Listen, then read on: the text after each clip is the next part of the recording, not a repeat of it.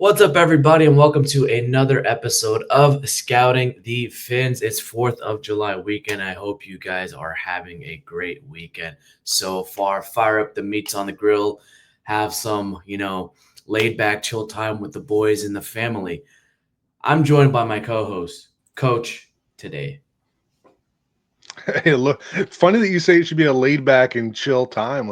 Last week we were talking about what we're going to do this week, thinking about it being a slow time of year, trying to find stuff to talk about. And Chris Greer comes through with some big stuff. And, we got a real fun guest on here today to talk about some of that stuff. So, Yeah. go ahead and bring him in and tell us who we got. Yeah, we're joined by Ty Dunne of GoLongTD.com. Ty has been on the podcast before, and he's written extensively about the Dolphins' evolving mindset. He's done some star player profiles, locker room dynamics of the Miami Dolphins as well. Ty, welcome back to the show. Great to be here, fellas. Thanks so much for having me. And I feel like every time we catch up, man, we're talking about a player I wrote about, and then that player ends up like going to another team or his Dolphins career ends. So I hope things go well for the Dolphins after this conversation. I promise I'm not the kiss of death. I feel like the actual real kiss of death and the real jinx is actually Brett Coleman, not you. Like, All right. Coleman has some stuff where it's just the complete opposite of what happens. You're not there. You're not at that level just yet. All right, that's good. That's good to know. That's good to know. But no, it's always great hearing from you, and I appreciate you subscribing, reading. It's the pleasure's all here. Yeah. You back when you were at Bleacher Report back in 2020, the whole Minkah Fitzpatrick drama and Brian Flores. I mean, Coach and I were kind of floored that the Dolphins traded Jaylen Ramsey and they got back Minkah Fitzpatrick in that trade, and then we come to find out, oh yeah, Jonnu was going as well. So then initially, right after all that, it made sense. But your profile of Fitzpatrick in 2020 captured his upbringing, growing up in a flooded home, sleeping in coats to stay warm, and how those hardships shaped his drive for structure. You really saw how his tough background translated to leadership. But it seems as if the sour relationship with Brian Flores put off a lot of Dolphins fans initially. And now some people think that he's a quote unquote quiet quitter and is not what the Dolphins should be looking for in terms of culture and leadership. Yeah, boy. Now you're bringing me back. That was 5 years ago, I guess, when I caught up with Minkah Fitzpatrick at length. From what I remember, son of a diesel mechanic, you're right. I mean, he learned hard work at a really young age from his dad. He went through hell, as you mentioned. And, Nick Saban, I talked to Nick Saban for that story. He kind of refers to Minkah Fitzpatrick as like one of his own sons. Like you can tell he loves this kid.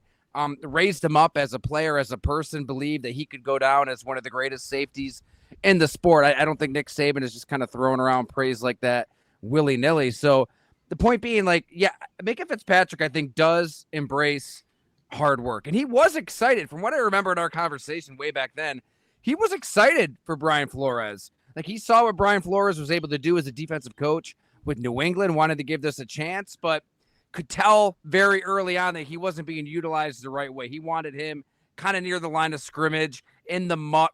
Was it Patrick Chung was kind of used in that role with the Patriots? And Fitzpatrick kind of knew his skill set, his worth, his ability, and knew it wasn't being used correctly. So, that season ended really poorly for Miami. I'm not telling your fans anything they don't remember, although maybe they blocked out those 40, 50-point losses. Didn't they get smoked by Lamar and the Ravens early that season, too? Very first week, 59-10, and he actually spoke about it in your article that after that game, he demanded to be traded because he was communicating with guys who were here 3-4 days in, not knowing what to do, and he was being used as a hybrid linebacker, utilizing hand fighting drills, this and that, and not being used as coverage. He wasn't able to use his intellect and his athleticism, and he wasn't being used properly in his defense. Now, I wrote an article about Minkah right after the trade when the Dolphins drafted Javon Holland. Javon Holland was what Minkah Fitzpatrick was supposed to be in that Brian Flores defense. However, there was not that drama. Now that Holland has left Miami, there was a lot of behind the scenes drama going on last season, coach. We saw that he was missing communications, missing plays. A lot of fans and even some of our own analysts were turning back the clock on Holland, saying, "What is going on? Did he ultimately forget to play safety?" Yeah, I mean, I think when you look back at some of the coverage lapses we had, some of the what you felt were mistakes from Javon Holland, and I think that as you saw Holland, his arc with the Dolphins, right, started out really well. Those first two seasons, you really thought that we had a Pro Bowl type safety in Javon Holland, and then we go through the Vic Fangio stuff, and he clearly didn't like how he was being used by Vic Fangio, and it felt like that never really recovered. And that that secondary room as a whole, right? We've seen the entire secondary room turn into an entire unit, or entire new unit in the last 2 years. And I think that that's not by accident, right? I think that the evolution of Javon Holland to from a player that was really promising to one that the Dolphins let walk for nothing, right? I think that had a lot to do with those changes in coordinators, the way that those players were asked to be used. So, Ty, let me ask you this, with Minkah Fitzpatrick coming back to Miami, do you think the organization, going from, specifically Brian Flores to Anthony Weaver, do you think they're better equipped to let Minkah be himself and do those things that you talked about as far as, the ways that he wants to be used? Or is there still a risk of history repeating itself? No, I think it's a great fit. You can probably break down the X's and O's a hell of a lot better than me in terms of how he'll be utilized on a play-to-play basis. But just speaking to the leader, the person, I was around those Pittsburgh Steelers teams for a handful of stories, Bleach Report days to the Go Long days. And this is somebody you want in your locker room versus a Jaylen Ramsey. Or it doesn't sound like Jaylen Ramsey and Mike McDaniel were even speaking. Right? Like, yeah. It got bad fast. I was talking to a general manager just a couple weeks ago who, I should say former general manager with intimate knowledge when it comes to Jaylen Ramsey. And he's like, man, clearly nobody wants this guy. Miami's trying to give him away. Nobody wants him. So to get a Minkah Fitzpatrick, I know you had to give up a tight end off of a career season too, right? That's part of this whole equation. But to get a Minkah Fitzpatrick who, even if he was having a down year last season, man, he's 28 years old. He came into the league so young. He's made a hell of a lot of plays throughout his career. And I just feel like he'll be a positive locker room influence. I don't see this as a negative. I think that the Dolphins, big picture, clearly need to get tougher in December and need to be able to step into the ring with the heavyweights in the AFC. And if you're going to step into the ring, you need guys with some pelts on the wall. Minkah Fitzpatrick has those pelts. Like, he's made big plays in big moments. He's been around hard coaching. He accepts hard coaching. And I think that he's going to be, I don't know how he'll be utilized. We'll see how that all plays out with Anthony Weaver. But I think for the Dolphins and Mike McDaniel, and Chris Greer loved him, right? I mean, it all comes full circle for Chris Greer. He loved Minkah Fitzpatrick once upon a time. They need more guys like that in that room. Just football, eat it, sleep it, breathe it. Just tell me where to jump and how high. They need those players because, let's face it, Jordan Brooks said the quiet part out loud when they got thumped by the Green Bay Packers. It was a soft football team. You won't hear a more derogatory term in the sport than soft. And for one of your own players to call your team soft, you've got to do something, right? And they don't have the money to do a lot of stuff with how much money they have tied up into Tua, Tyreek Hill, Jalen Waddle. So you've got to draft for the trenches like they have the last 2 years. And you've got to make a bold move like this for Minkah Fitzpatrick. Yeah. From your perspective, is that Minkah Fitzpatrick move the most impactful offseason move, or do you think there's a different mindset change that's driving the narrative forward? Man, that's a good question. I can't put Minkah Fitzpatrick up the pedestal as franchise savior because he wasn't himself in 2024. He was a lot better in 22 and 23. I do think a lot of that had to do with Pittsburgh's defense. They just completely fell apart by the end of the season. But yeah, I think to me, it's more gradual. It's not necessarily one player that's drafted, one player that they traded for, one player that they signed. They've only been drafting offensive and defensive linemen in the first 2 rounds the last 2 years. And it's not an accident. I think they knew that they have to be able to toggle between play styles. That's kind of what the Buffalo Bills did here in Western New York. I mean, I'm thinking back to when they lost to the Cincinnati Bengals in the 2022 divisional playoff round. Yeah. Right? The Bills were dying for one of these home playoff games. They get it at home against the Bengals. And what happened? They looked like a dome football team. Isaiah McKenzie, we did a show together at my site for a while. He kind of said the quiet part out loud himself. He said, look, our team was kind of built for a dome. And if we got the Bengals inside of a dome, we would have blew them out of the water. A longtime defensive starter on that Bills team. He's like, look, we weren't built for the snow and the blizzardy conditions of Western New York, which is crazy. You would think the Bills would do everything in their power to cultivate a roster that just begs for that environment. And then after that game, Brandon Beane specifically realized, okay, we got to get back to the trenches. We have to value resources on the offensive and defensive lines and try to get a running game going. Sean McDermott fed into that as well. He wanted more balance. And look, they're still... No.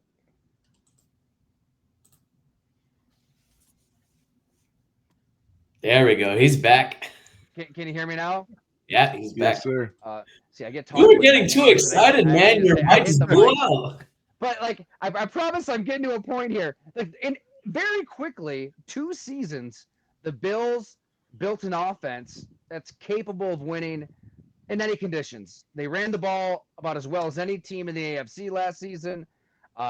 Allen's part of that. James Cook, Ray Davis, an offensive line that can push people around.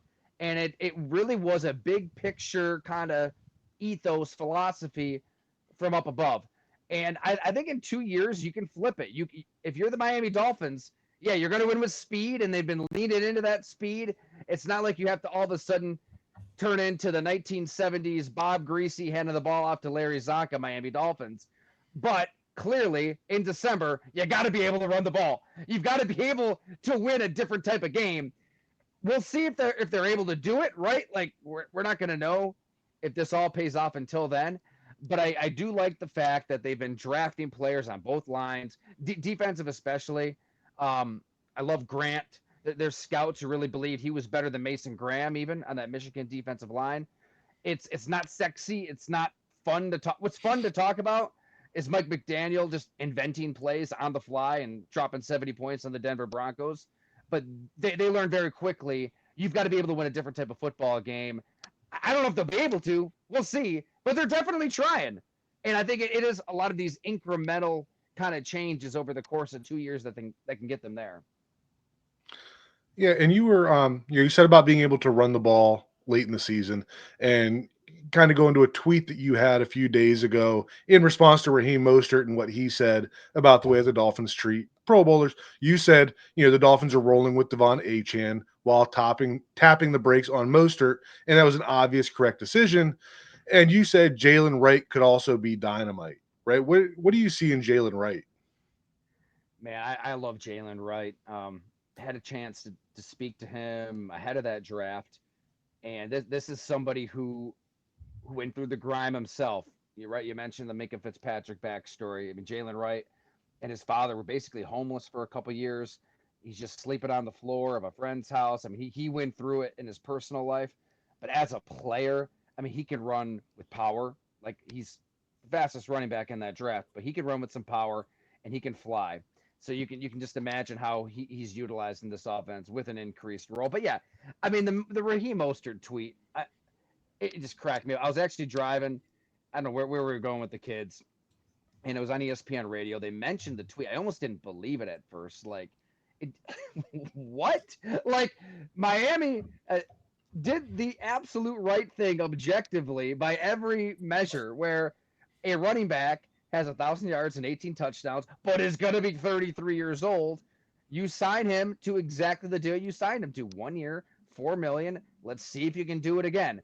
He couldn't. In a marginal role, he averaged 3.3 yards a carry. The Miami Dolphins were proven correct to lowball him. So for him to be whining and complaining, like, I wasn't surprised necessarily, just from personal experience, where this is somebody I knew really well, Raheem Mostert. Back to his San Francisco 49ers days when he tore up the Green Bay Packers in the NFC Championship game.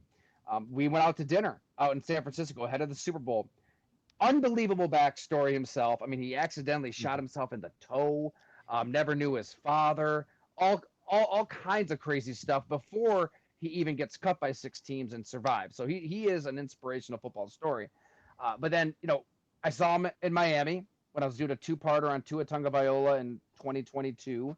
Had a great chat about Tua, this offense that's taken the NFL by storm. At that time, I think they're like 8-3. They're getting ready to play San Francisco, and he just was honest and said, "Yeah, I asked him about this offense versus the San Francisco one. He said, way more talent here. We've got a quarterback who can actually sling it." What happened? As you guys may remember, 49er fans lost their minds. They went after Raheem Mostert.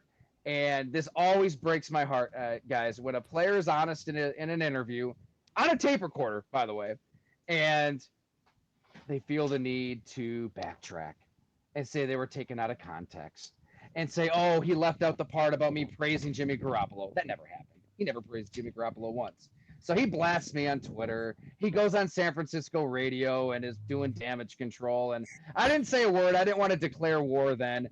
And the Dolphins have been so good to me. I just told, their PR staff, look, here's what he said. I'm not gonna make a big stink about this, but yeah, you can believe me or him, but I do have it on a recorder. And by the way, it's not that salacious. He said his quarterback can actually sling it, not exactly sharing nuclear codes. But anyways, when I wrote the column this week at Go Long, I had to kind of tie that tweet to his tweet this week and say, you know what? Sometimes Raheem Mostert gets a little emotional and doesn't know what he's talking about on Twitter. Yeah, there was another story, something else you wrote about Raheem Mostert, which kind of caught my eye. For a guy who has that veteran locker room presence, from the things that he's pointing out, calling out mistakes to other players in front of other coaches, that can also rub people the wrong way in the locker room to the coaches and even the organization. Kind of like what Jaylen Ramsey was doing.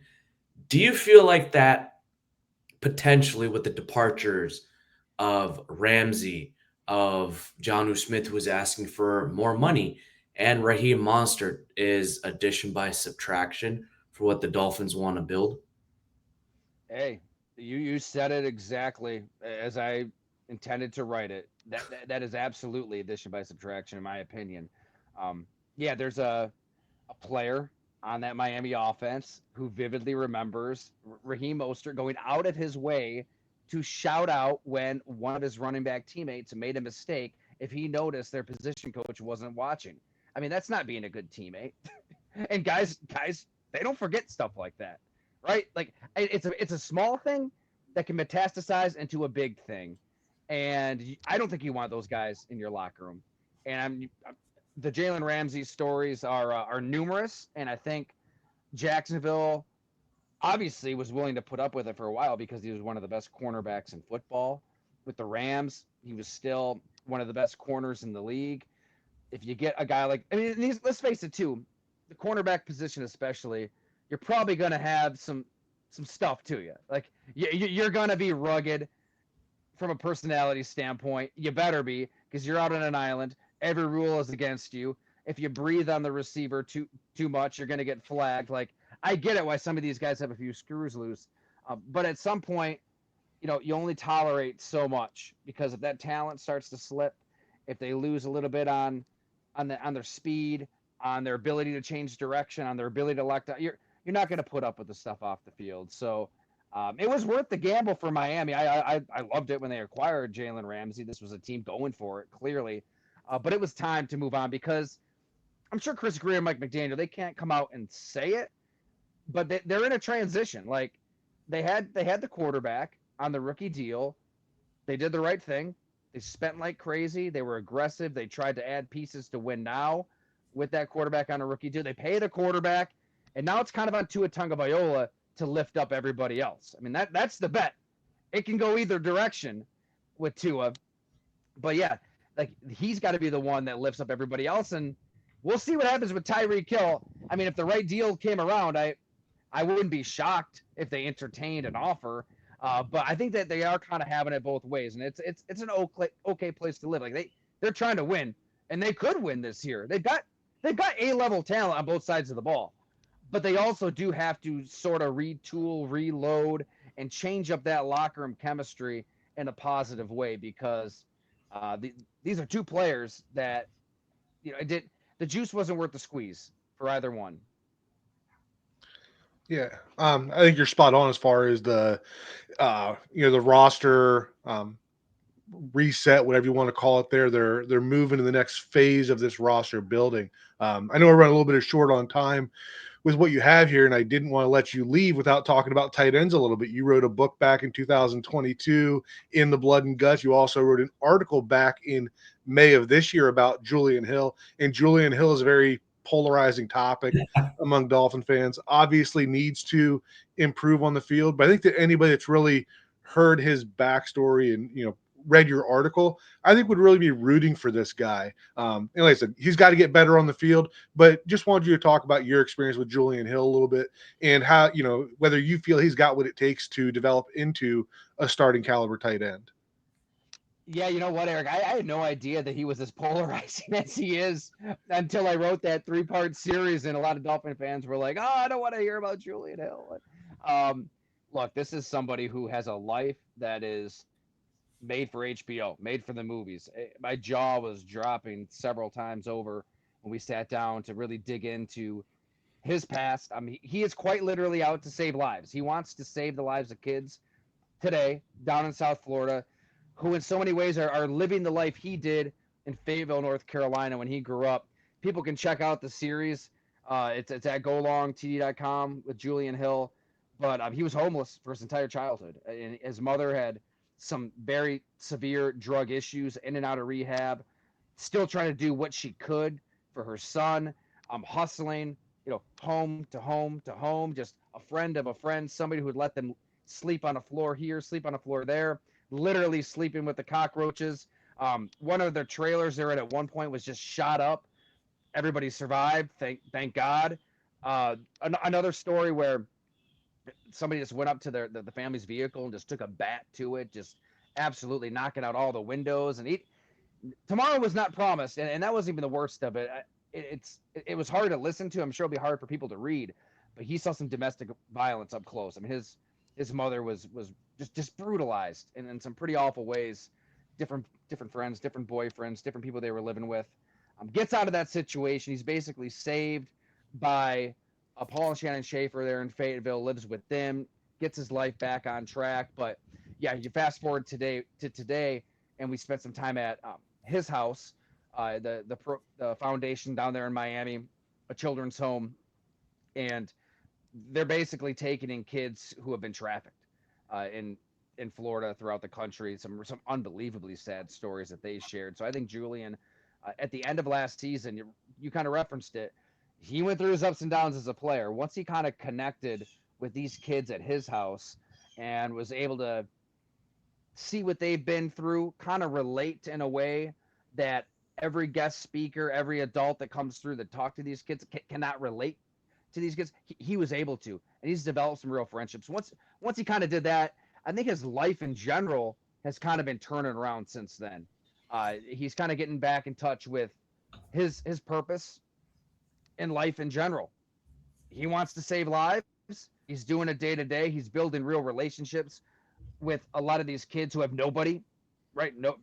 No mom, no dad, no savior of any kind. Many, like I said, many of them trafficked, have seen some things you don't even want to say out loud.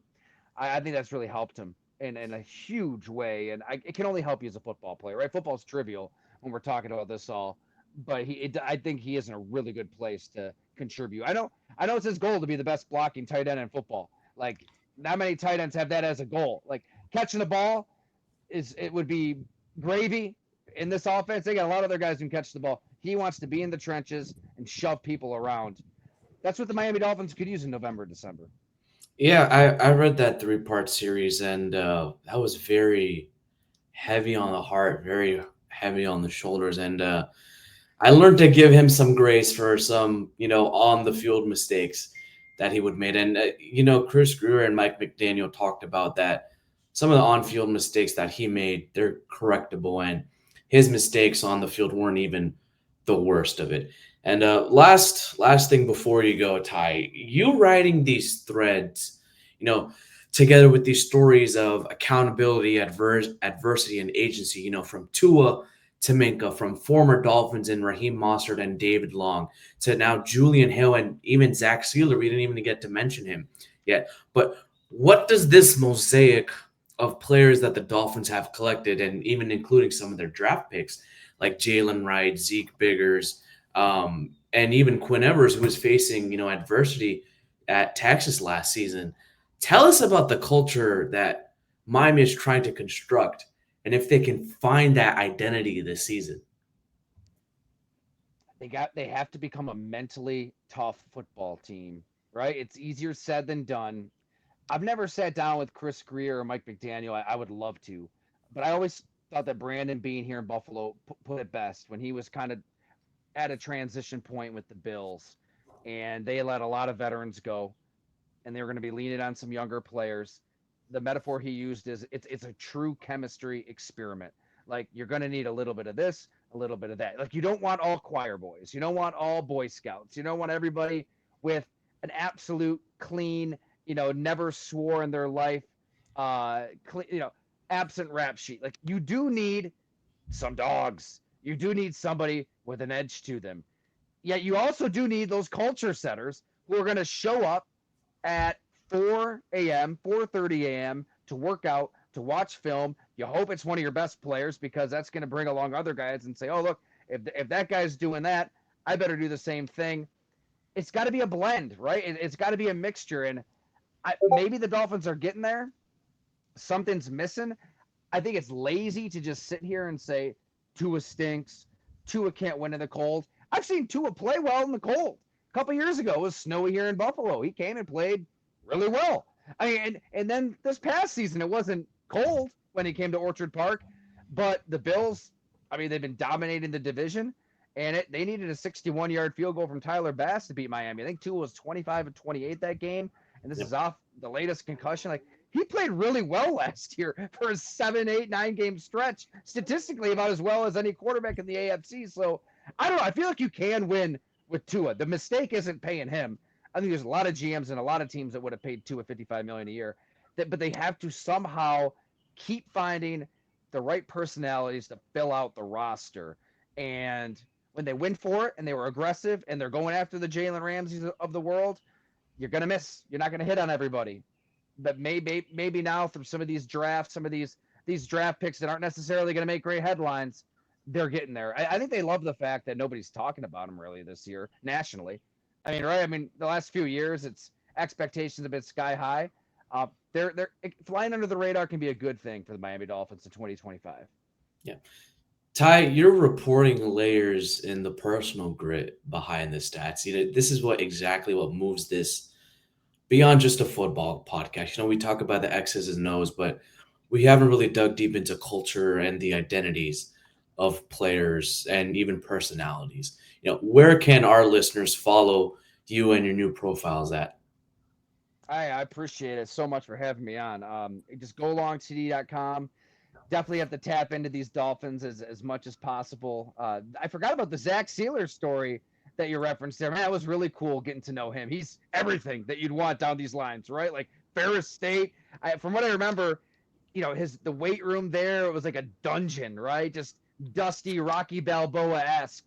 Those are the kind of guys that Miami Dolphins need to bring this thing back, and I think they're getting there. And I love the Minkah Fitzpatrick trade.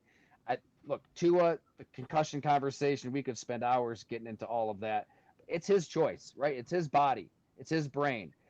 If he wants to do it and he believes he can thread that needle and avoid those collisions and those hits to the head, power to him, right? Like that Football. That's the power of football, man. It just it holds on to you. You have to drag these guys off the field. And I think we lost my mic. Lost my mic again because I'm moving my arms all over the place. No, you're good. No, you're good. It's good. Yeah. All right. But yeah, I think Miami can figure it out this year. I think that they'll be in the mix like they always are, and maybe they win in December this time around. Yeah, Ty, we will definitely try to get you on during the season as well. Maybe you might have a new profile for us to talk about soon. Sounds great, guys. Thanks so much for having me. Of Yeah, course. thanks, Ty. All right, Coach. I think that was pretty good for us. And We're as still live. always, oh yeah. I think, Coach, that was pretty good for us. And I hope that Eric could have made it, but I guess not. And as always, y'all, thank you guys for listening. And he made it. He's Oh, here here. we go. We continue. We continue. He made it. We do. It has been quite a journey getting home. Quite a journey getting home, huh? Yeah. Oh yeah. Weather's awful right now. It is. It looks like it's going to be a stormy weekend for us here in Central and South Florida. Eric, not sure if you caught glimpses of the conversation, but Coach, that was very informative for us to know behind the scenes of what's going on in the Dolphins organization with these players. Yeah, it's always fun, when you get outside the X's and O's of things. Like I have a great time watching film, and I spent a good part of this week watching all of Minkah's 2024 tape, and I enjoy that. But it's nice to step away from that and get the behind the scenes, get the off the field stuff, especially with somebody like Tyler, who's been able to sit down with some of these guys and really find out who they are off the field. So that was a really fun conversation. Certainly. I mean, I'm going to be very honest. I haven't gotten a chance to really catch much of what the conversation was prior to. But I do know that there were some very interesting circumstances around Minkah's time in Miami, and I'm sure that was touched upon quite a bit. I mean, just in general, I guess I'll just start with this. Obviously, it was a pretty surprising move overall. When you think about it in aggregate, to send out Jonnu and Jaylen Ramsey, and to Jonnu's credit, he doesn't really hold any ill will towards the organization. I would certainly hope not. Considering the pay raise that he got from Pittsburgh. But I do think Minkah is the right kind of player that you would want to bring in to really lead the secondary and kind of be, a really good example to some of the younger players that you have there. And I'm really excited to see an Anthony Weaver system that has, a safety who can potentially give you elite production, and have that kind of leadership quality about him in the secondary. Yeah, I listened to Teron Armstead's podcast when he had Jonnu on, and Jonnu Smith basically said that he wanted to be in Miami, and Jonnu thought that he was an integral piece in Miami and having them win football games. Around mid-season, the Dolphins' offense had to pivot because they weren't going anywhere with Tyreek and Jaylen and Devon Achane, and the offensive line wasn't holding up, especially after Tua's injuries and concussions. Like right after that Buffalo game, if they won that game, that season would have been a turnaround. But it took a Tyler Bass 61-yard field goal, as Tyler Dunne put it, for the Dolphins to lose. Like they gave everything they had, and they still came up pretty short. And pivoting to Jonnu Smith was more so the fail-safe. I don't think Jonnu Smith was the most integral part of that offense. It's still Tua, Tyreek, Jaylen, and Devon, but he was the break in case of emergency type of ordeal. And he wanted to get paid that money for his production. but the economics of what was happening, and Chris Greer said it himself to Jonnu. They had a very frank conversation, Jonnu Smith and Chris Greer, that, hey, I can't do it. Like, I really can't make it happen, even though we still want you here in Miami and you want to be with us. They couldn't make it financially happen for Jonnu Smith. Secondly, Coach, and I wanted to ask you this, there's accountability, and then there could be just, hey, what are you doing? Like, I feel like not really bullying, but it's just too much. And I think that's what Tyler emphasized for Jaylen Ramsey and Raheem Mostert. They weren't necessarily being bullies, but it wasn't a good type of accountability from those two leaders. Yeah, I think when you talk about leadership, there's thousands of different ways that can come across, and there are certain rooms that can work with.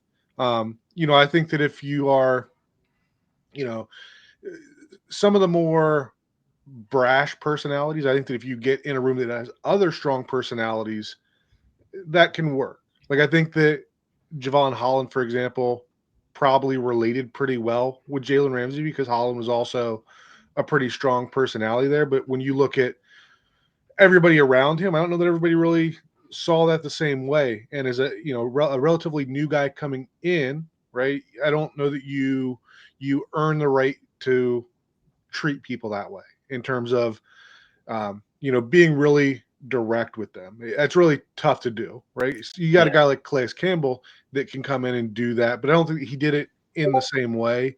And I think that the moves that they've been making are more to get the guys that are going to gel better, right?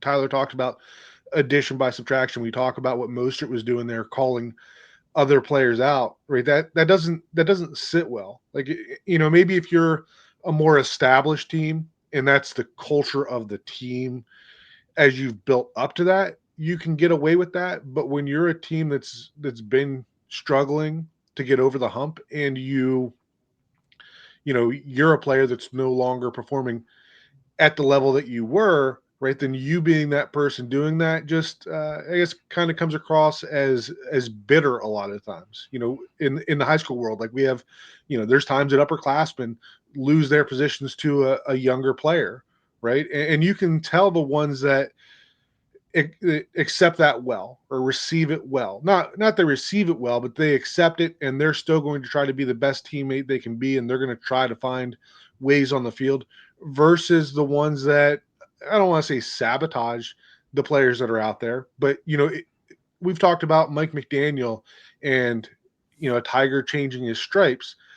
If that's not what Mostert was doing when he was the top dog in that room in terms of the depth chart, if he wasn't out there calling out these younger guys when the coaches weren't doing it, when he was the one getting all the carries, but then his carries go down and he starts doing that, like that doesn't go over well with players.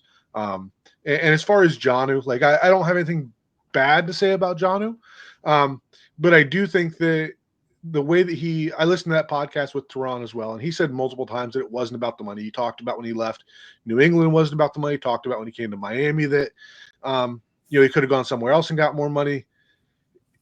Him being part of the reason, part of the discussions to get traded to Pittsburgh, it was about the money. And like Tyler was talking about with the Raheem Mostert conversation, it's okay to admit that, right? It's okay to say that you wanted to get paid, Miami wouldn't do it, and that you wanted to go somewhere else. But I don't agree with sitting there and go through the podcast saying that stuff wasn't about money when it is. And this is a business. Everybody understands it. And I do think that, because he got his money, he left, he doesn't have any ill will. But I agree with the move of not giving him that money because, as has been talked about by lots of different people, I think that while that production was there and we talked about how that evolution came, that Jonnu had that production, I don't think that losing that production means that we lose a whole lot from the offense in 2025. I think that between those targets being redistributed back to the wide receivers that were lower in targets last year. I think that the some of the guys we brought in, like Nick Westbrook-Akine, the expansion of Malik Washington, I don't think we're necessarily going to miss those targets. So I was okay with, kind of playing hardball there and, letting Jonnu go. Yeah, you brought a good point of, not being too brash or, being a newcomer on the team and acting that way.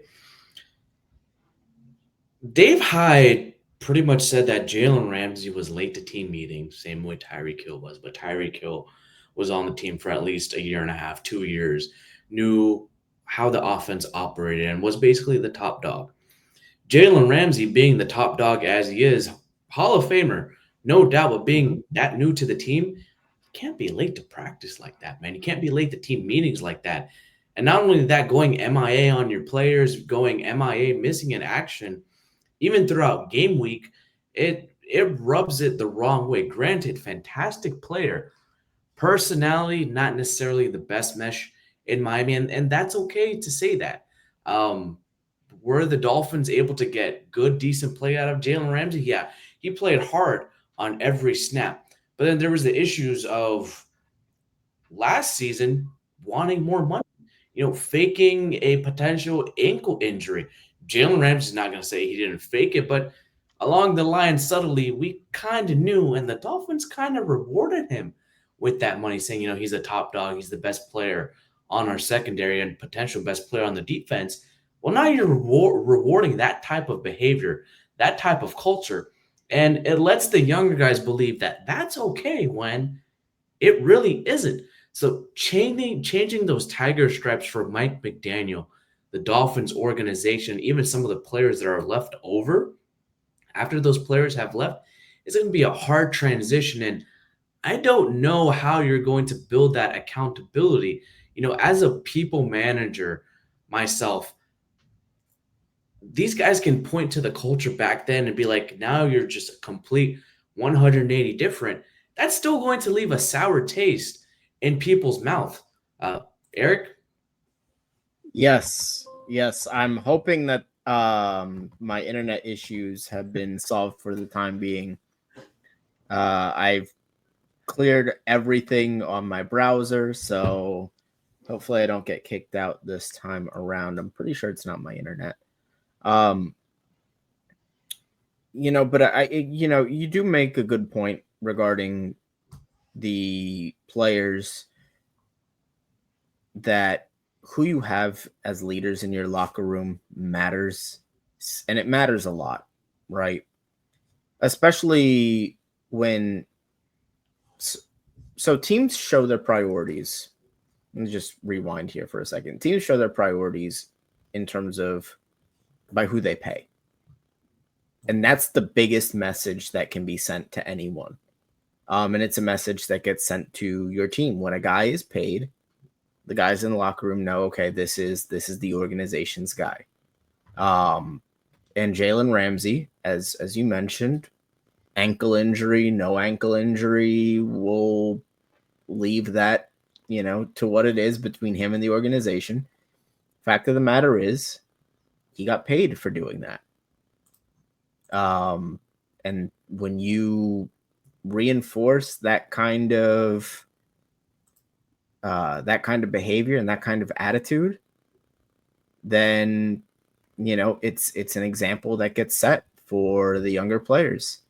You're kind of sending the opposite of really what you want to send.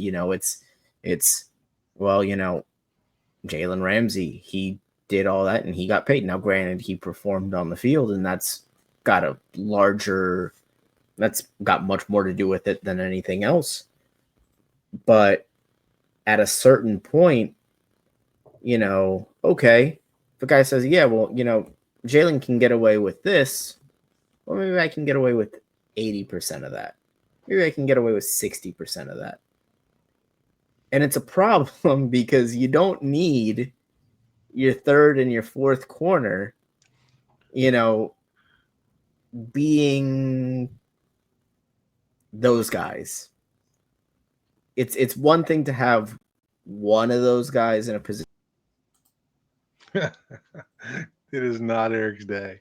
It's I Eric. mean, going back to what he was saying there, I think that the Dolphins were obviously in a tough spot with Jaylen Ramsey with that contract. And I think that, if we rewind to 12 months ago, like we were looking at a team that we were talking about with Super Bowl aspirations. Like that was supposed to be the team that finally put together, that finally got that playoff win and maybe would make a run. I think that's what kind of made it difficult for Chris Greer to play hardball with Jaylen Ramsey, right? Because obviously every week matters in the NFL, and if Jaylen Ramsey holds out and he's 2-3 weeks in the season because he's trying to get this race, and he's shown before, back in his Jacksonville days, that he's willing to miss games to do this. So I think that was a risk with going that F them picks route. This could happen. We're entering that new part of the roster transition here and moving off of those type of players. And I don't think that's a bad thing, right? You've had those players for a few years, right? Now even though we may not see it from the outside here, we see Teron Armstead and Calais Campbell leaving, and we see the leadership void that leaves, and it does, right? But at the same time, we're going into year 4 of Mike McDaniel, and they have seen the stuff inside the locker room, and obviously there were issues inside the locker room last year. We can't go forward doing that again, but they've seen those guys that are working the right way, that are doing the right things. I think that we're seeing a transition into that, and who knows whether that is going to come to fruition this year, whether we're going to see those issues resolved. But I think they're moving in the right direction with that and getting the right type of players in here, right? For all the things that Minkah Fitzpatrick did back when he wanted out. I think that there were some practice field issues, but I think it's been said that that was more of an issue with Brian Flores than it was Minkah Fitzpatrick just being an overall malcontent. I think that when you're bringing back a player like that, I think that before that happened, I know that there's been some concerns that they haven't played a video of Minkah walking into the building, and we haven't heard Minkah talk. I've got zero concerns with that, because especially with this being a player that Miami sent away because of him not being content with the team, I don't think there's any way that they make this trade without Chris Greer, Mike McDaniel, Anthony Weaver talking to Minkah, talking about how they intend to use him, and getting his buy-in that he wants to come back. And you tie that back to the stuff with last year with Jaylen Ramsey, right? You don't go and trade for a player without knowing exactly what you're getting. And how do you know more about Minkah than you do somebody else. If we'd have gone out and traded or signed some other safety, you're back in that scenario where we're kind of hoping that the personality that you're getting. This is a dude that's been in the building. You went through the draft process with him. You had him here for over a year. You know the type of player that he is. And, I don't think that bringing that player back is any concern. I think they've been doing a good job in moving in that direction of getting those right guys in place. And obviously, winning solves everything, right? If they come out and it's a 6-7 win season, then there's going to be locker room issues, right? You're not going to go 6 and 7 wins and hear stories about how the culture's changed. But if they do come out, if Tua can stay healthy, right, and you get to 10, 11 wins, then the story is going to be about how the culture changed in the locker room as part of these moves.